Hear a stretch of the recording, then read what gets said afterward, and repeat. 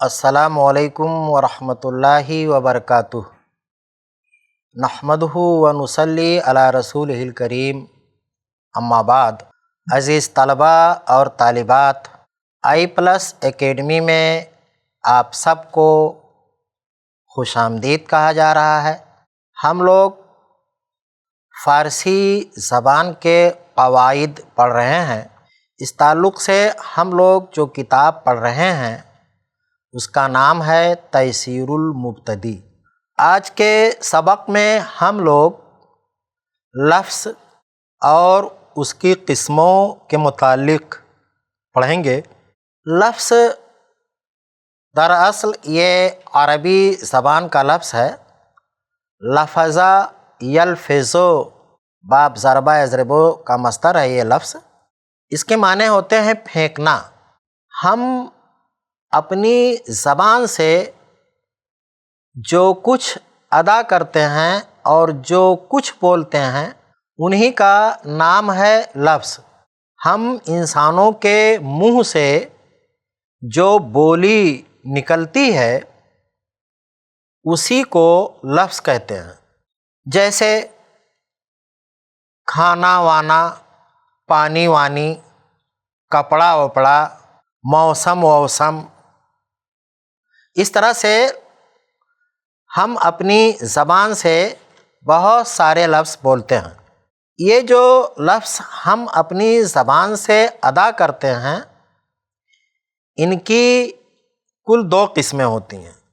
پہلی قسم کا نام ہے کلمہ یا موضوع، اور دوسری قسم کا نام ہے مہمل۔ لفظ موضوع یا لفظ کلمہ جو ہوتا ہے وہ ایسے لفظ کو کہا جاتا ہے جس کے کچھ معنی ہو۔ کلمہ ایسے لفظ کو کہتے ہیں جس کے کچھ معنی ہو، اور مہمل ایسے لفظ کو کہتے ہیں جس کے کچھ معنی نہ ہو، اس کا معنی ہی ہے بیکار۔ مہمل کے معنی ہے بیکار چھوڑ دیا گیا، جسے بیکار چھوڑ دیا گیا ہو، جس کا کوئی معنی نہ ہو۔ جیسے ہم نے کہا مچھلی وچھلی، تو مچھلی کا تو ایک مفہوم سمجھ میں آتا ہے، لیکن وچھلی کا کوئی مفہوم سمجھ میں نہیں آتا، کوئی معنی اس کا نہیں ہے۔ پانی وانی، کھانا وانا، تو پانی ہے، سب پیتے ہیں، اللہ کی ایک بہت بڑی نعمت ہے، لیکن وانی اس کا کوئی مطلب نہیں ہے۔ کھانا کھایا جاتا ہے، بغیر کھانے کے چلتا نہیں، لیکن وانا کیا ہوتا ہے؟ تو یہ مہمل لفظ ہے جس کا کوئی معنی نہیں ہوتا۔ اب صاحب کتاب نے یہاں کلمہ کی تعریف اور اس کی قسموں کا بیان کیا ہے۔ کہتے ہیں کہ کلمہ معنی دار لفظ کو کہتے ہیں، چونکہ مہمل بیکار چیز کو کہا جاتا ہے، بیکار لفظ کو کہا جاتا ہے، اس لیے اس کا کوئی بیان کسی بھی زبان کی گرامر میں نہیں ہوتا، کلمہ کا ہوتا ہے۔ تو صاحب کتاب نے یہاں کلمہ کی تعریف لکھی ہے اور اس کی قسمیں وغیرہ بتائی ہیں۔ تو کہتے ہیں کہ کلمہ معنی دار لفظ کو کہتے ہیں، اور اس کے بعد ایک سوال کا انہوں نے جواب دیا ہے، یعنی کلمہ کی کتنی قسمیں ہیں اس کا بھی جواب دیا ہے۔ تو انہوں نے لکھا ہے کہ کلمہ 3 طرح ہے، یعنی 3 قسم کا ہوتا ہے۔ نمبر 1 اسم، نمبر 2 فعل، اور نمبر 3 حرف۔ تو انہوں نے یہاں تینوں کی تعریف بھی لکھی ہے۔ سب سے پہلے اسم کی تعریف لکھا ہے۔ لکھتے ہیں کہ اسم جس کے معنی میں زمانہ نہ پایا جاوے۔ دیکھیے ایک بات آپ سبھی لوگ غور سے سن لیں کہ یہ پرانی اردو میں ایک کتاب لکھی گئی ہے۔ جائے کی جگہ پہ آپ جاوے سنیں گے، کھائے کی جگہ پہ کھاوے سنیں گے۔ تو یہ آپ دھیان رکھیں کہ یہ پرانی اردو ہے اور اسی زبان میں ایک کتاب لکھی گئی ہے۔ تو اسم کی تعریف کرتے ہوئے لکھتے ہیں کہ جس کے معنی میں زمانہ نہ پایا جاوے اور اس کے معنی سمجھ میں آ سکیں۔ اس کی مثال دیتے ہوئے لکھتے ہیں کہ جیسے زید اور عمر بکر، یہاں 3 مثالیں لکھی ہیں، آپ اور بھی اسی طرح سے جوڑ سکتے ہیں، جیسے خالد، محمود، ساجد، ابو الوفا، سکندر، زبیر، ہندوستان، پاکستان اور مکہ، بمبئی، دہلی، کلکتہ، گنگا، جمنا وغیرہ وغیرہ۔ تو یہ اسم کہلاتے ہیں، گویا کہ یہ نام ہوتے ہیں، اسم کے معنی ہی ہوتا ہے نام۔ اس کے بعد یہ فعل کی تعریف کرتے ہیں، اور فعل کی تعریف کرتے ہوئے لکھتے ہیں کہ فعل وہ کلمہ ہے جس کے معنی میں زمانہ پایا جاوے۔ فعل وہ کلمہ ہے جس کے معنی میں زمانہ پایا جاوے اور اس کے معنی سمجھ میں آ سکیں، جیسے آیا، کھایا، سویا۔ 3 مثالیں انہوں نے دیا ہے جو ماضی کی ہیں۔ آپ حال کی بھی مثال بنا سکتے ہیں، جیسے آتا ہے یا آئے گا یا آ رہا ہے، آئے گا، جا رہا ہے، جائے گا۔ یہ ساری مثالیں جو ہے فعل کی ہو سکتی ہیں۔ حرف، یہ کلمہ کی تیسری قسم کا نام ہے حرف۔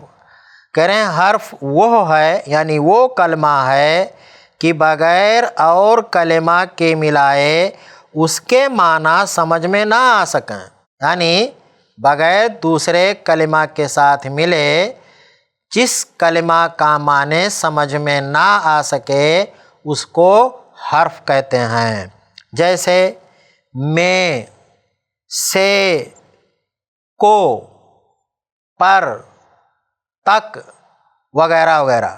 اقبال کہتے ہیں کہ بے خطر کود پڑا آتش نمرود میں عشق، تو یہاں دیکھیے میں کا لفظ استعمال ہوا ہے۔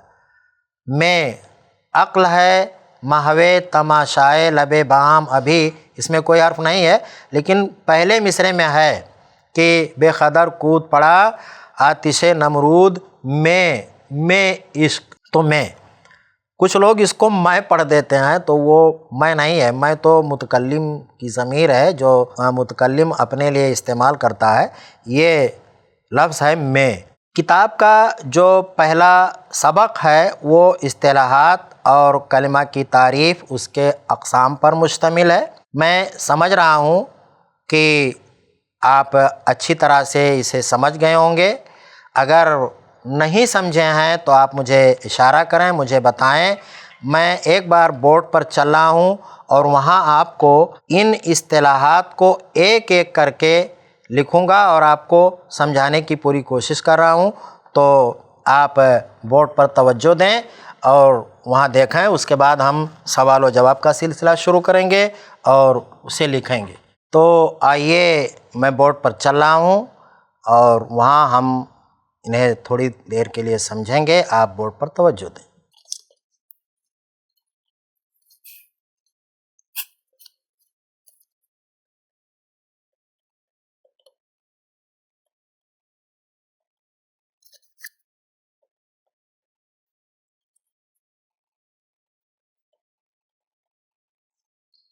باب اول در صرف فارسی۔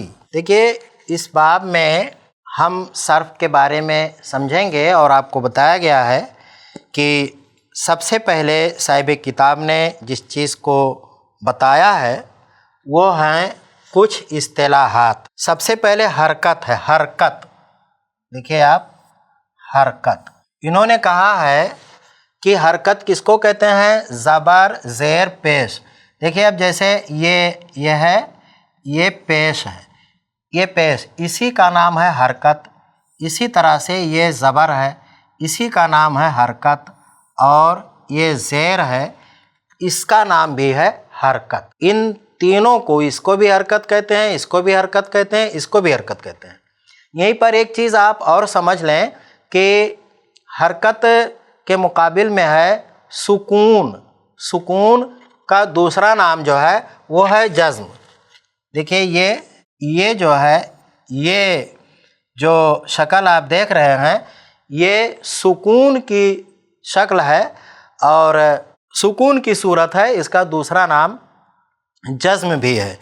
تو یہاں پر انہوں نے صاحب کتاب نے بتایا ہے کہ مضموم، مضموم یہ ایک اصطلاحی لفظ ہے، مفتوح، مفتوح اور مکسور، یہ تین اصطلاح بتائے ہیں صاحب کتاب نے۔ تو مضموم کہتے ہیں کہ جس حرف پر ضمہ ہو، جس حرف پر ضمہ ہو اس کو کہتے ہیں مضموم۔ جیسے دیکھیں یہاں پہ لکھا ہوا ہے قم، قم، خم، خم، یا پر، پر، سر۔ دیکھیے آپ یہاں قاف کے اوپر جو حرکت ہے وہ ہے ضمہ، اس لیے قاف کو کہا جائے گا مضموم یا حرف مضموم، کیونکہ اس کے اوپر ضمہ ہے۔ اسی طرح سے خم کے خا پر ضمہ یا پیش ہے تو خا کو ہم کہیں گے مضموم۔ اسی طرح سے دیکھیں آپ پر اور سر، تو پر کے پا پر ضمہ ہے، سر کے سین پر ضمہ ہے، تو پر کے پا کو اور سر کے سین کو ہم مضموم کہیں گے۔ اسی طرح سے دیکھیں مفتوح، میں نے لکھا تھا زن، زن، یا زر، سر، پر، در وغیرہ۔ اب آپ دیکھیں یہاں زن میں زا پر فتحہ ہے، زر میں زا پر فتحہ ہے، سر کے سین پر فتحہ ہے، پر کے پا پر فتحہ ہے، اور در کے دال پر فتحہ ہے۔ تو یہ ایسے حروف ہیں جن کے اوپر فتحہ ہے، ان سب کو ہم کیا کہیں گے؟ مفتوح، ان سب کو ہم مفتوح کہیں گے۔ اچھا اب مکسور ہے، جیسے دیکھیں دن، دن، دن، رم جھم، رم جھم، سم، سم، کل، کل، کل، کل۔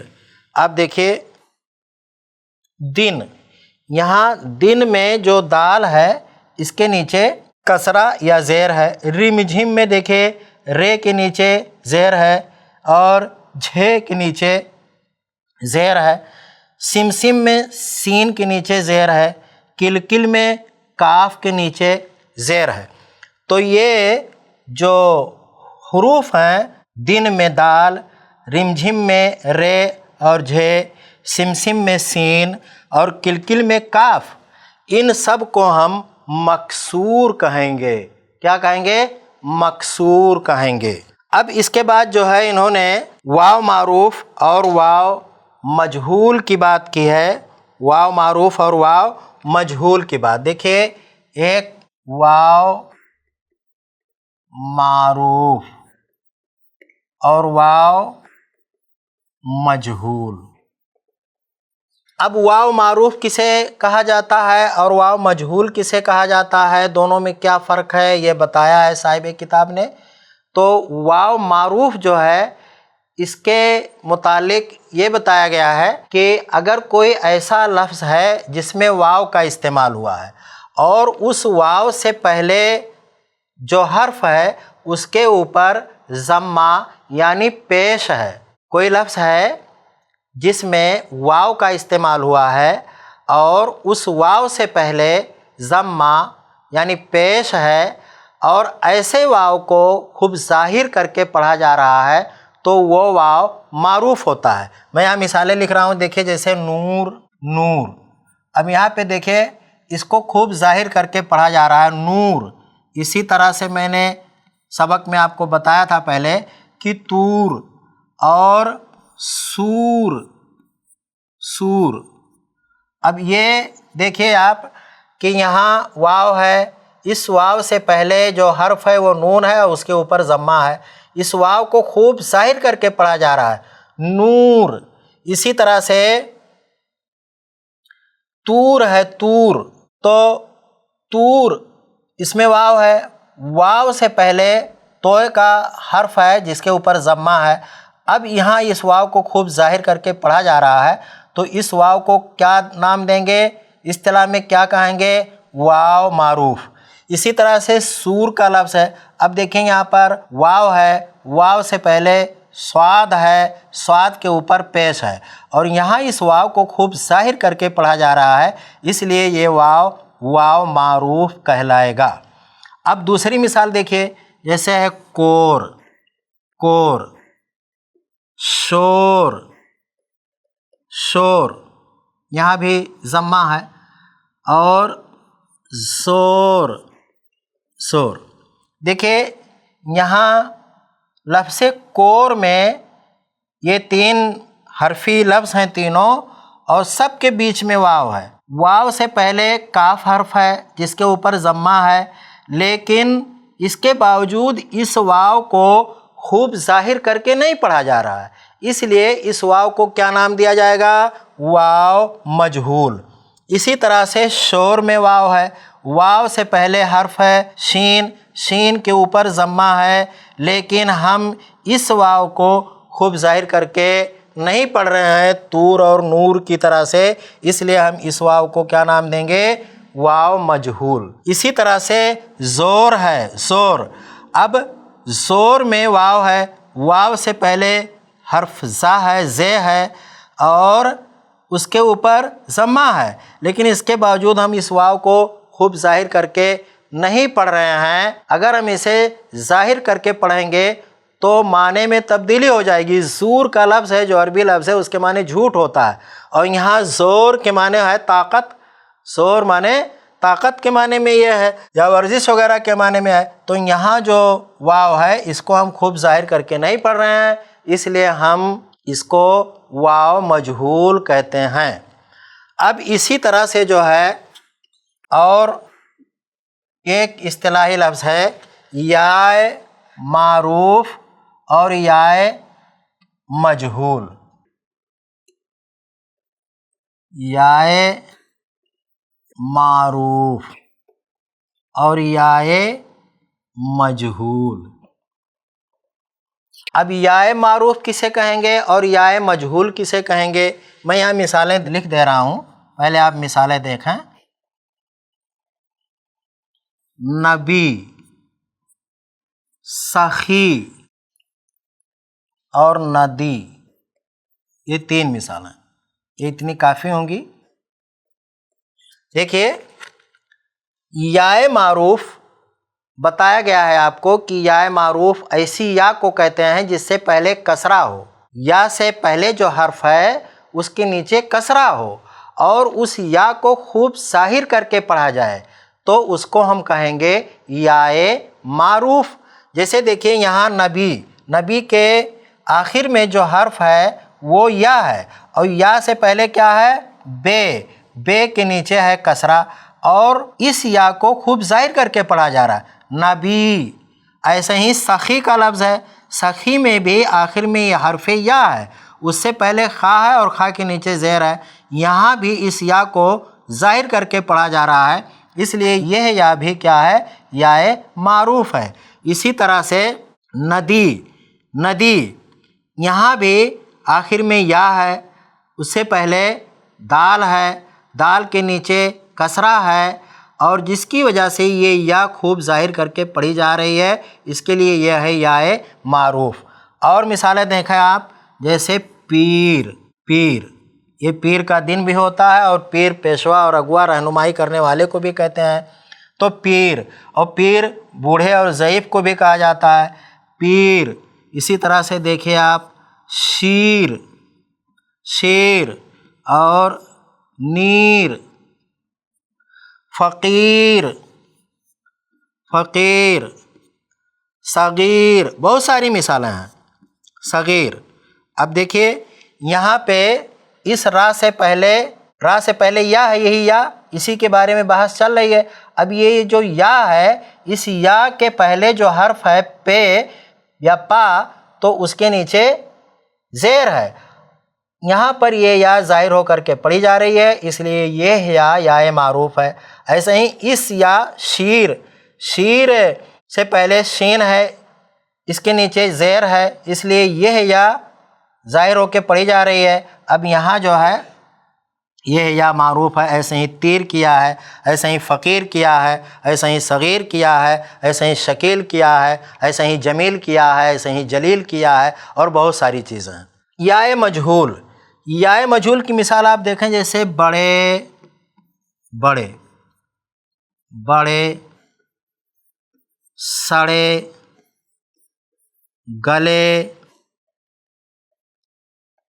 مزے، تیرے، میرے وغیرہ، تیرے، میرے، بہت سارے الفاظ ہیں۔ آپ دیکھیے یہاں جو ہے بڑے میں یہاں آخر میں یا ہے، سڑے میں آخر میں یا ہے، گلے میں آخر میں یا ہے، مزے میں آخر میں یا ہے، تیرے میں، تیرے یہاں دو یا ہے، ایک تے کے بعد ہے، ایک رے کے بعد ہے، میرے میں بھی ایک یہ کے بعد ہے، ایک رے کے بعد ہے، اور یہاں دیکھیے دو دو حرف ہیں۔ آپ دیکھیں کہ یہ سے پہلے جو اڑے ہے اس کے نیچے کسرہ ہے، یہاں یہ سے پہلے اڑے ہے اس کے نیچے کسرہ ہے، یہاں یہ سے پہلے لام ہے اس کے نیچے کسرہ ہے، یہاں یہ سے پہلے سے ہے اس کے نیچے کسرہ ہے، یہاں یہ سے پہلے تے ہے اس کے نیچے بھی کسرہ ہے، اور یا سے پہلے رے ہے اس کے نیچے بھی کسرہ ہے۔ اسی طرح سے اس میرے میں یا سے پہلے میم ہے اس کے نیچے بھی کسرہ ہے، اور یا سے پہلے رے ہے اس کے نیچے بھی کسرہ ہے۔ لیکن ان لفظوں میں ہم حرف یا کو خوب ظاہر کر کے نہیں پڑھ رہے ہیں، اس لیے ہم اس یا کا نام کیا دیں گے؟ یا مجہول۔ اس یا کا نام کیا دیں گے؟ یا مجہول۔ اس کے بعد ہے کلمہ۔ دیکھیے کلمہ سے پہلے جو ہے لفظ کو بھی جان لیتے ہیں۔ لفظ، اب یہ جو لفظ ہے اس کی کل دو قسمیں ہیں، سادہ نہیں۔ نمبر ایک موضوع، اور نمبر دو مہمل، یہ ہے۔ اب یہ موضوع ایسے کلمے کو کہیں گے جس کے کچھ معنی ہوں، موضوع ایسے کلمے کو کہیں گے جس کے کچھ معنی ہوں، جیسے زید، جیسے ممبئی، جیسے ندی، جیسے گنگا، جیسے سیب، کیلا وغیرہ۔ اب دیکھیے آپ زید ایک آدمی کا نام پتہ چل رہا ہے، ممبئی ایک شہر کا نام پتہ چلا ہے، ندی ایک ایسی چیز ہے جس میں پانی بہتا ہے، گنگا ایک ندی کا نام، سیب، کیلا ایک پھل کا نام، یہ ساری چیزیں سمجھ میں آتی ہیں۔ اور مہمل، جیسے ہم کہتے ہیں ندی کے ساتھ ودی، اب ندی ودی سمجھ میں نہیں آتا، کھانا، وانا، تو اب وانا کا کچھ مطلب نہیں ہوتا ہے، پانی، وانی، تو یہ جو وانی ہے یہ ودی، وانا، وانی، ان کا کوئی مطلب سمجھ میں نہیں آتا ہے، ان کا کوئی معنی نہیں ہوتا ہے، اس لیے ایسے لفظوں کو ہم کہتے ہیں مہمل۔ اب یہاں انہوں نے یہ جو لفظ موضوع ہے اس کا دوسرا نام بھی بتایا ہے، دوسرا نام ہے اس کا کلمہ، اس کا دوسرا نام ہے کلمہ۔ اب کلمہ کی بھی قسمیں ہیں، لیکن چونکہ ہمارے آج کے سبق کے لیے متعین کیا گیا وقت ختم ہو گیا ہے، اس لیے انشاءاللہ ہم کلمہ کی قسموں کے بارے میں آئندہ سبق میں معلوم کریں گے۔ تب تک کے لیے آپ سب لوگ مجھے اجازت دیں، انشاءاللہ پھر ہماری ملاقات ہوگی۔ السلام علیکم ورحمۃ اللہ وبرکاتہ۔